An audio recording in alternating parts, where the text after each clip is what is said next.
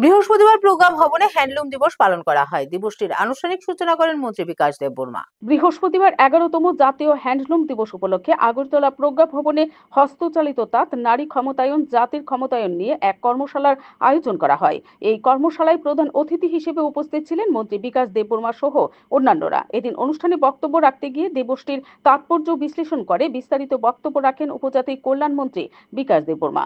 Bureau report, BTV Tripura news. যে আমাদের product, যে রাজ্যের প্রোডাক্টগুলি আমরা আরও উন্নতি করার জন্য আমরা সরকার এগিয়ে যাচ্ছে এবং যদি সাধারণ আমাদের গ্রামে যদি আমরা সাধারণ মানুষকে যদি আমরা ডেভেলপমেন্ট না করতে পারি, ত্রিপুরা কোনো দিন ডেভেলপমেন্ট হবে না। তার জন্য হ্যান্ডলুম একটা গ্রামীণ অর্থনীতিকে একটা চাঙ্গা করার একটা রাস্তা আছে।